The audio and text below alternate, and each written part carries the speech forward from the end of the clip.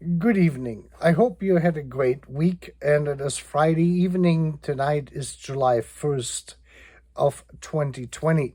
And I would like to welcome our newest subscribers, and I would like to say thank you to all of those viewers who have liked our or my videos here on this channel. I'm having my other glasses on tonight because I had an eye exam done on Thursday, and I fly. So I'm a pilot and I'm not current at the moment. I have to get a new medical certificate. And for that, I went first and I got my eyesight checked. And in order to be current here, they require you to have 20/20 vision with corrective lenses. And I like to be a little bit better.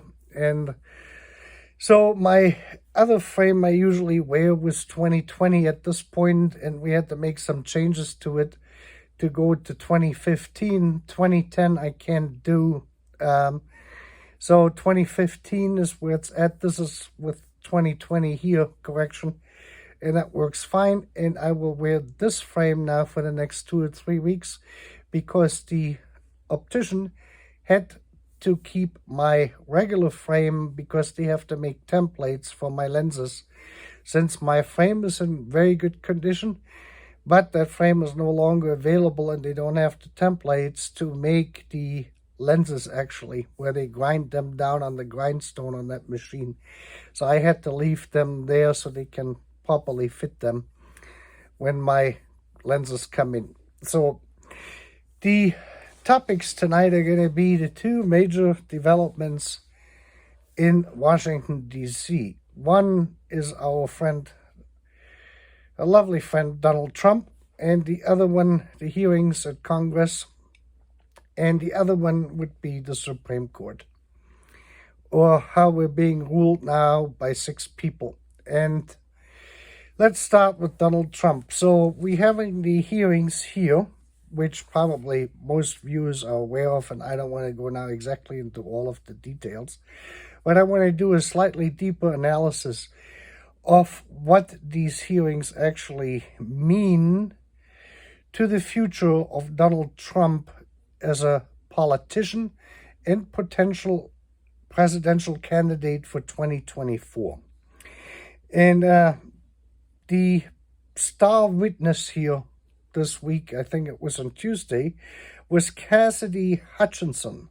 She was an aide to Mark Meadows, who was the chief of staff in Donald Trump presidential machine over there. And Cassidy had basically told the whole story now on how Trump wanted to join the march onto Congress with all the protesters, regardless of whether they were armed or not armed, and that sort of stuff. And he wanted to participate in this whole thing. I did not quite catch it at what point he was actually ready to join them after he gave the speech there at noon, where he basically asked Pence to do the right thing. That meant of not certifying the electoral college votes and sending them back to the state. Basically, that would have kept Biden out and Trump in. That was basically a takeover, so to speak. And now we have to put ourselves into this whole scenario back there on January 6th. And I think if you remember these pictures which came across the television or online on your iPhone, on your Android phone or tablet, whatever you might use, you remember that there were pictures of very interesting characters who were storming the Capitol at that point. I think one of the most interesting person was that fellow who was wearing that Viking outfit. And if you have to think about this now, President Trump was always a person who was very concerned about the appearance, about everything. And I do not think that he would have thought or known that they had people in there who were running around in costumes looking like Vikings. And I'm not quite sure if he would have joined them, if he would have known that, but that is really past the point. That is just something to think about it. If you think about Trump leading this group of characters, basically, there, again, that wasn't really a group of choir boys, or Sunday school attendance to begin with what we had there.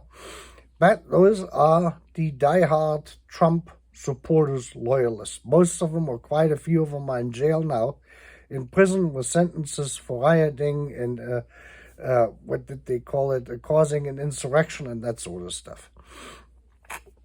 Now, what this hearing has done with this testimony from Cassidy Hutchinson is basically twofold. The regular voter, the mainstream voter, who might be leaning a little bit right at times, that is we call them in Germany Stammtischpolitiker. That is I don't think there's really a word for this in English. That is the politician which becomes a politician when he sits in a bar and has a few drinks. That's when they know how to resolve the world's problems. That's basically what that means. Those kind of people, they are, moderate Republicans, moderate Democrats. They're in the middle, and they tend to go a little bit more left, a little bit more right, if it is not too extreme on either side.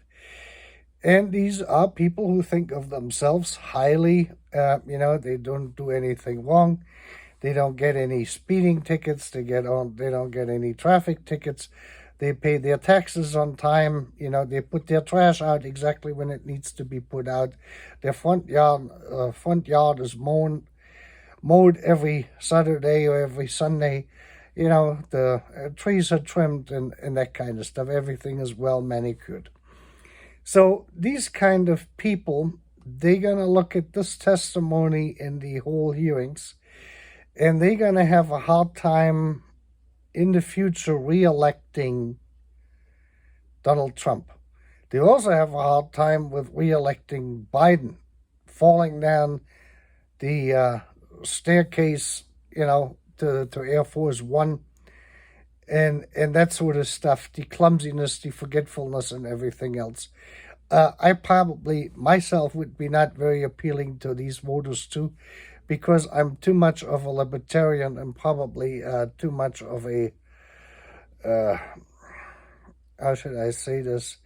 I'm not really an anarchist, but I don't like, government control and that kind of stuff when it gets too far beyond, I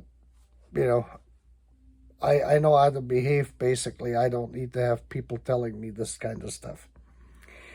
Now, so these people will have a hard time voting for Trump. Now, if you're not in the United States and you're not fully familiar with our electoral processes, we're going to have in the middle of 2024 the so-called primaries. And in the primaries, each potential candidate who wants to become president has to get nominated for either the Republican Party or the Democratic Party or whatever other parties there might be, like the Libertarian Party.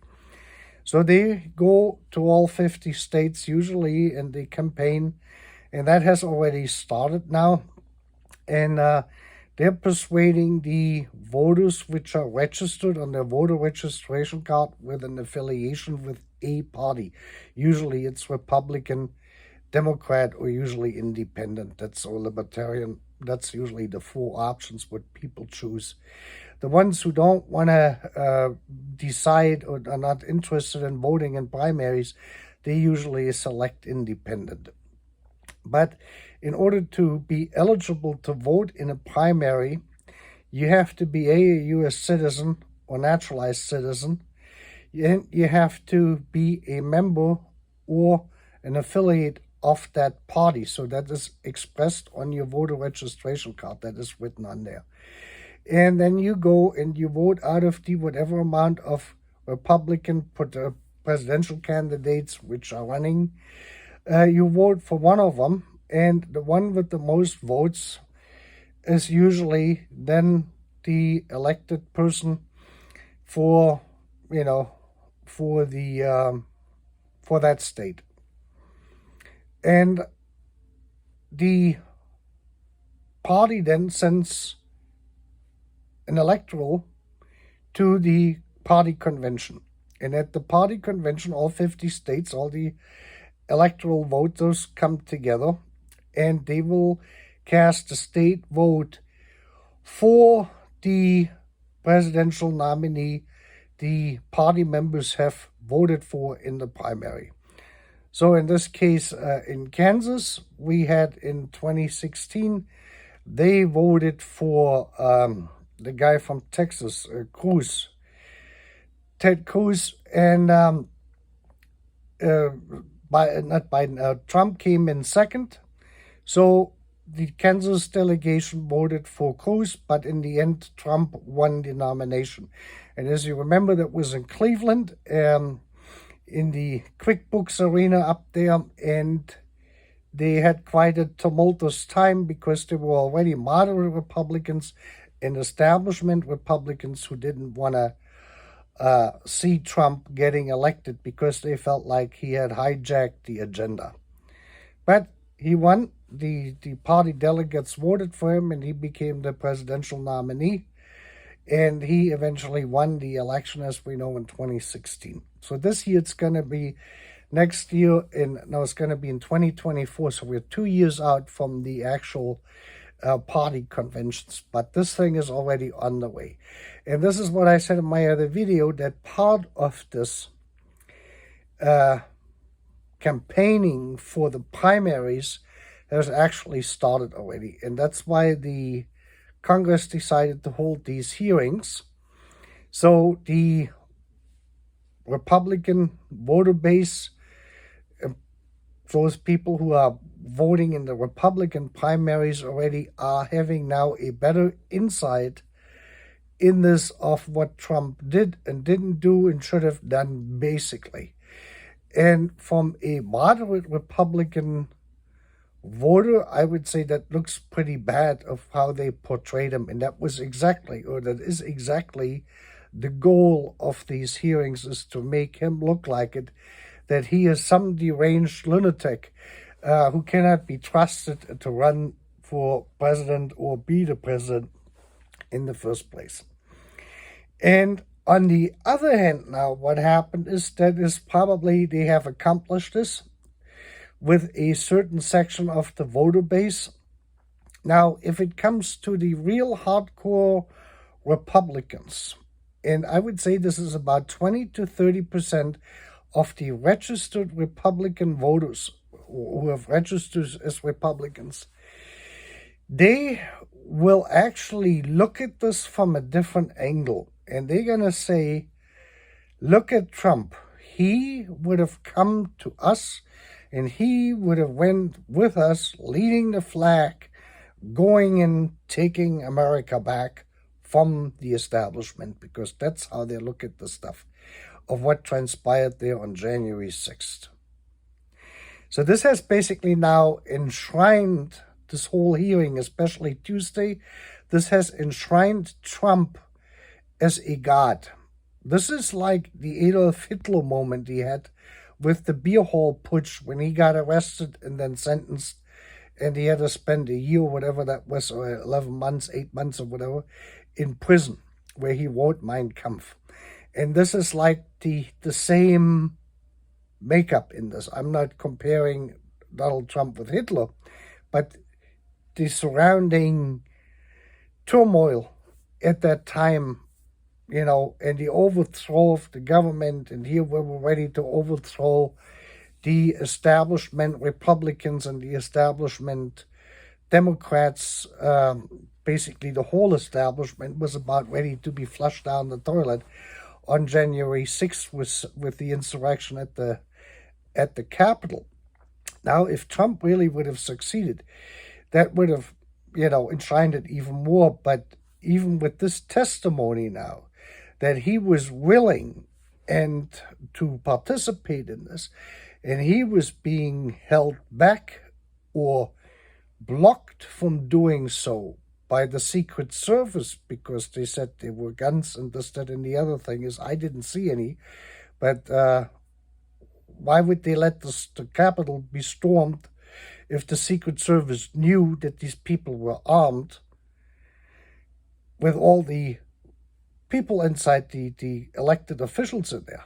From Pence all the way, every congressman and the state electoral were there. And they knew that these people were armed who were going to the Capitol, and they didn't put any resistance up there to let the armed people into the Capitol. This makes no sense. Anyway, that in itself is going to make Trump the hero. And there's a lot of people who feel this way. And now they're going to say, because of these hearings, this has cemented Donald Trump as the god. Donald Trump is the leader who was held back by the Secret Service, by the establishment, so he couldn't participate in it. That's how they're going to look at this stuff. Which, of course, is crazy. All of this stuff is crazy, so crazy to begin with that we ever think about this, that we had to even talk about this or even can make a video out of this in the United States itself is kind of unreal, if you think about this. But this is basically where this is at. So the establishment, through the Secret Service, with a false pretense, hindered or blocked Trump to participate in the protests, marching to the Capitol, and then participating actively in the insurrection. This is something we have to really get down on to mentally digest this. So this is going to appeal to a lot of Republicans and probably voters, which are independent swing voters, who say, look at this, Trump really would put himself second, and he would have went with us in the way they say that, taking America back. What they mean by this is taking America back from the establishment, what they consider the old money, the political power machine, the think tanks, the lobbying groups, and all of this stuff combined, left and right, Republicans and Democrats. This is for them one swamp, as Trump used to say we're going to dry out the swamp. So it is basically the swamp which has succeeded in it. Now, Pence, on top of it, with the Supreme Court ruling from last week, Friday, he ran around now this week and he wants now a national ban on abortion. So he is getting ready to get into this pool now, trying to get all the religious right people away from Trump and away from other candidates in the Republican Party who may want to run for president, and bring them under his leadership, so to speak. He was the good guy. He stood up for everything. He stood up against Trump. He got this. This is all being set up right now, and this all happened this week.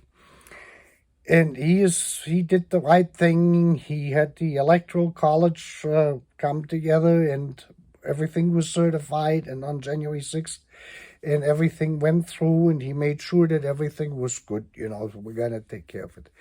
So now we have another group which is going to get polarized in this, and that is the religious right.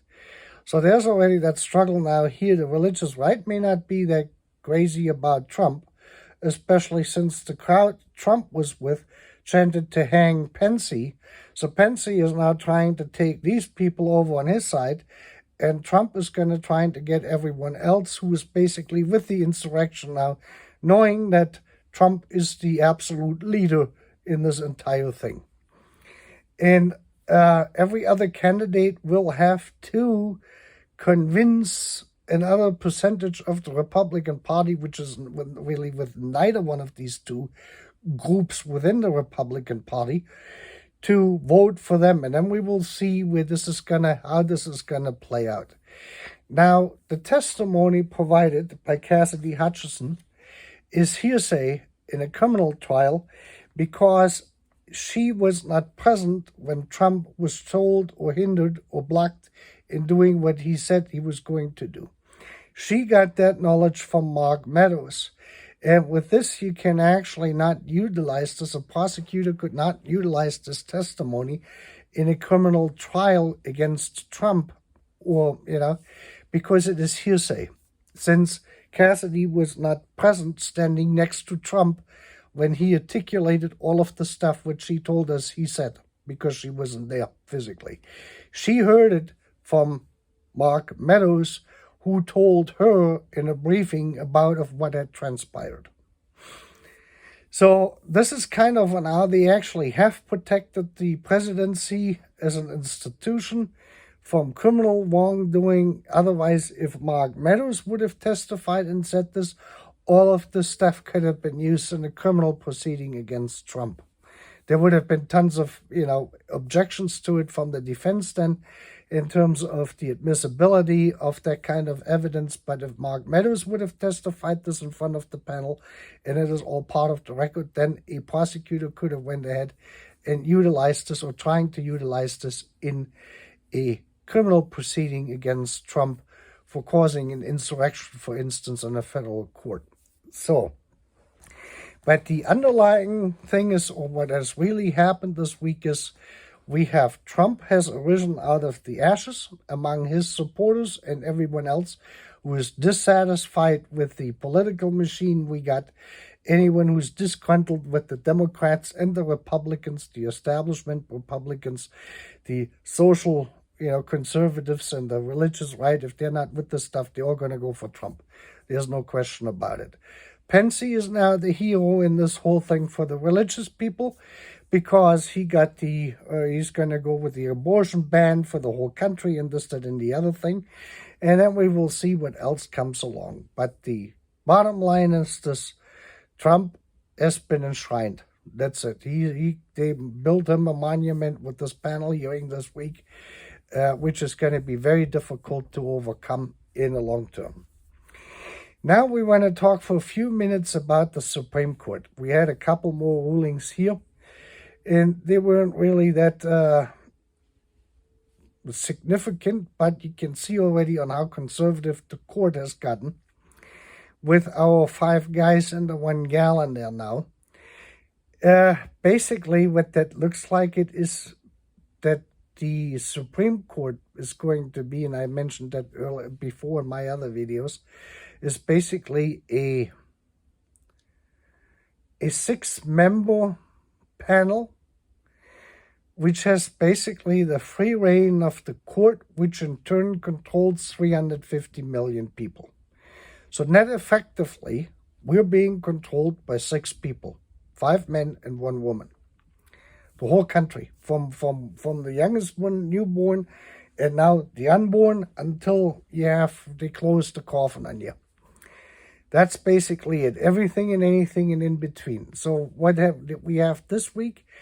EPA cannot enact or cannot control emissions the way they thought they can. That has to be by far more government or Congress participation in this, which is probably not going to come. And the other one was New York does not have to accept, interestingly, religious exemption for COVID vaccines. So if there's a mandated COVID vaccine, you cannot use religious exemption and say, I don't want the vaccine because of religious exemption. That's a done deal. So if the government comes up and says we have a vaccine mandate, there's no way you can talk your way out of it. That is written in stone now too. So with this, again, this court really goes by only if it is written in the Constitution, then it's constitutional and we're going to adhere to this. If it is not mentioned in the Constitution, then it's up to the states on how to regulate this. That's pretty much the bottom line on how this 6-majority court has been ruling. And there's going to be more and more to come. I guarantee you this. This is a nation, that we are now a nation which is going to become a Christian nation. Not a religious nation, but a Christian nation with Christian values in a lot of ways. And there's no way really you can undo this. And the only way they're trying now to combat this, with Biden announcing this last week, that we're no longer going to be ruled basically by six people. 6 people control 350 million people, which we have not elected, because they were, appointed by the president and confirmed by the Senate, or by Senate. And with a filibuster, you need usually 2/3, 60 votes to get one going, unless you do the nuke option, which McConnell did on this one with the judges. So that's out. For our foreign views, I want to explain that a little bit about the filibuster. The filibuster, every governing body, or lawmaking body, like Congress, usually has a House rule, or procedural rules on how they conduct their business. And when someone brings in a bill, it goes into a committee. The committee votes on it. And if the committee votes on it to bring it to a regular vote in the House or in the Senate, they have a discussion. And normally what you have is you have an ongoing discussion. Now we have 100 senators, and they can talk pretty much as long as they wanted. It could take days to go through a bill. And then usually someone makes a motion to actually close the debate. Then the House votes on it, and usually this is a 50+1 vote to close or end the discussion on it. And then the House or the Senate would go to a regular vote on the actual bill itself. But you have to have a formal motion. Now in 1806, some guy, I forgot his name now, had the glorious idea to change the procedures in the Senate. And they took out the rule where you have to vote or make a motion to end the debate. Clôture, that's what that is called. And what this now did is, that means now you have to make a motion for clôture, and you need 2/3 of the Senate to agree to it. That's 60%. 60 members have to agree to this. And usually they don't even bring a bill to the floor if they don't know if they have 60 senators which are going to do a clôture on it. That's called the filibuster. Because otherwise the discussion or the debate of the bill on the floor would go on forever. And if there's not enough a vote to do the closing on that, then you will have basically no vote, because the bill cannot further proceed. It gets stuck there even if no one talks about it, but you can no longer proceed. Now in the Constitution it says that it takes only 50 senators plus 1 to make changes to the rules of the Senate. And that's what they call the nuke option, to change the rules. So if they were to go away with the filibuster, what they call that's when they have to vote 2/3 for the clôture. Then they could change the regular vote back, or the regular procedure back, to 50+1 instead of 2/3 to close the debate and then go on with the vote. This would be just a change in the rules of the Senate. And they have abstained from this. This is a thing Biden didn't want to touch because he served in the Senate for so long, and this is so traditional, and this, that, and the other thing. Now with the abortion thing, now he has to do something. So if they change the rules where they don't need clôture anymore, 2/3, then they can go with a regular closure. So we're changing now back from 2/3 to 50+1 to end the debate. Then they can actually close it, and they can move on and vote for the bill. And that bill then needs only 50+1 to succeed. And that's what they want to do for the abortion. So they have made modification to the rules to exclude the filibuster out of certain subject areas, like they did it with the appointments of the president for all the different government, offices where they have appointed leaders there. Now, McConnell did it for the Supreme Court justices, and now we're going to have that applied, or the rules changed, say, like for certain topics. It's going to be, Biden comes now down with this thing, there's going to be environmental stuff, it's going to be abortion and everything else. And then you're going to have Congress basically allowing, with a 50+1 vote, the abortions to be legal again, whatever form that might be. On the other hand, this will be then challenged again in the Supreme Court at one point or another. Plus, if the Republicans then win the Senate and the House, then you're going to have the undoing of this. Because they say, well, they made the law, now we can get rid of it. So now we're going to make a law, we outlaw all abortions. So now this is going to shift. Every time you're going to have one majority in House and Senate of either Republicans or Democrats by 50, whoever got 50+1 in either one of the two institutions, they're going to change then the law. So we're going to have 4 years of abortion, 4 years of no abortion. Then depends on who the president is, if they're going to sign it into law or they're not going to sign it into law. So this is going to take a hold, but this is going to go then forwards and backwards until the Supreme Court gives a final ruling on it, and then they have to go back and change the laws again. This is part of it why they did the filibuster thing back in 1806. Like I said, it's until 1806. The regular procedural process was just to vote 50+1, and you would end the debate. When they eliminated this, that they voted 50+1, then there was no clôture. And the only way they can go get a clôture, again, is with 2/3. A clôture is similar, but it requires more votes. It will end then the procedure, the debate on this. And that is basically what a filibuster is. If they thought about this in 1806, what is this going to do or not, I don't know.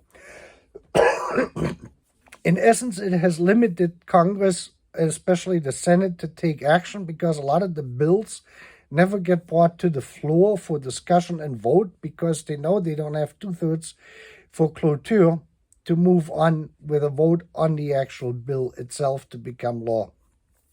And then, go to the House for debate and vote on it, and then eventually become law, unless it goes into committee and they have to work the thing out.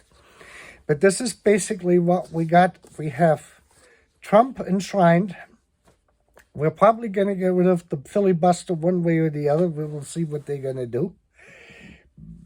And you have the vaccine mandate coming. That's what the Supreme Court said. I'm very certain that if the Supreme Court in the next term takes up issues, see, like the gay rights thing with the marriage, LGBT community thing, they had this whole thing with gay marriage, sodomy laws in Texas, you could probably, first of all, the gay marriage is going to be out. I can tell you that right now. This is going to go out the same way the abortion went out.